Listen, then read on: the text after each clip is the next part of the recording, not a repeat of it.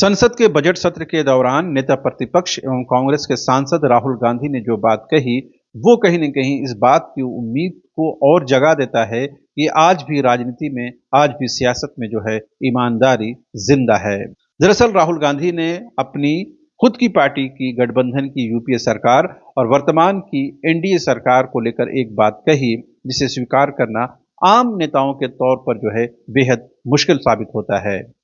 कोई भी पार्टी, कोई भी दल, कोई भी सरकार अपनी खामी को स्वीकार नहीं करना चाहता, और वो भी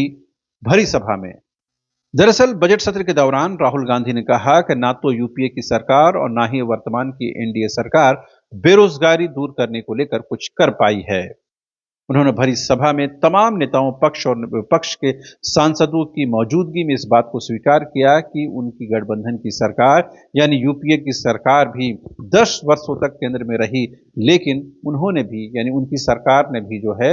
बेरोजगारी दूर करने को लेकर के, एम्प्लॉयमेंट जनरेशन को लेकर के, युवाओं को लेकर के कोई कारगर कदम नहीं उठा पाई। अब 10 वर्षों से जो है एनडीए की सरकार है, नरेंद्र मोदी के नेतृत्व में सरकार चल रही है, लेकिन वर्तमान में एनडीए की सरकार भी जो है वो बेरोजगारी दूर करने को लेकर कोई कारगर कदम उठाती हुई नजर नहीं आई है। राहुल गांधी यही नहीं रुकते हैं और इस बात के लिए केंद्र की मोदी सरकार की प्रशंसा भी करते हैं कि मेक इन इंडिया जो प्रोजेक्ट लाया गया वो अच्छा प्रोजेक्ट था, एक अच्छा कदम था, लेकिन ये सफल नहीं हो सका। प्रधानमंत्री ने अपने तौर पर कोशिशें जरूर की, लेकिन ये कार्यक्रम या प्रोजेक्ट जो है सफल नहीं हो सका।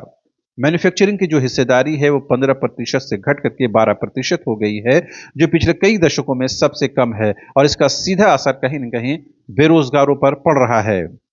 जाहिर सी बात है, संसद में बेरोजगारी को लेकर के, युवाओं को लेकर के जिस तरह से नेता प्रतिपक्ष के तौर पर राहुल गांधी ने इस बात को स्वीकार किया कि ना तो उनकी सरकार, ना ही वर्तमान की एनडीए सरकार जो है कुछ कारगर कदम उठा पा रही है, जिसका खामियाजा बेरोजगार नौजवान उठा रहे हैं। अगर झारखंड के संदर्भ में बेरोजगारी की बात करें तो झारखंड में भी बेरोजगारी का आलम किसी से छिपा हुआ नहीं है। जेपीएससी हो या जेएसएससी की परीक्षाएं प्रत्येक वर्ष नहीं हो रही हैं, जो परीक्षाएं हो भी रही हैं वो विवादों के साये में है। लिहाजा कहीं न कहीं सरकारी नौकरियों से लोगों का मोह भंग भी होता हुआ नजर आ रहा है, लेकिन उनके पास इतनी कैपेसिटी, इतने पैसे नहीं हैं वो खुद का रोजगार कर सके। हालांकि सरकारी तौर पर कई ऐसे इकदाम किए गए हैं जिसके माध्यम से खुद के रोजगार पर काम किया जा सकता है, लेकिन सरकारी नौकरी को लेकर के लोगों में एक लक्ष्य रहता है, एक लगाव रहता है, वो नियमित रूप से नहीं मिल पा रहा, जिसकी वजह से बेरोजगारी दर जो है वो बढ़ती जा रही है। चूंकि झारखंड में कांग्रेस के समर्थन से हेमंत सोरेन की सरकार चल रही है, लिहाजा इस बात को झारखंड के परिदृश्य में भी समझना जरूरी है।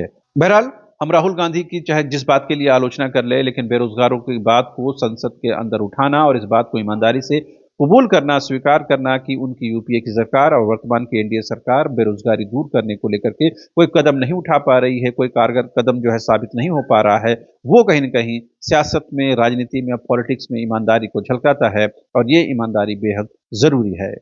फिलहाल अभी के लिए इतना ही। आप तमाम दर्शकों का एक बार फिर से शुक्रिया। Thank you so much.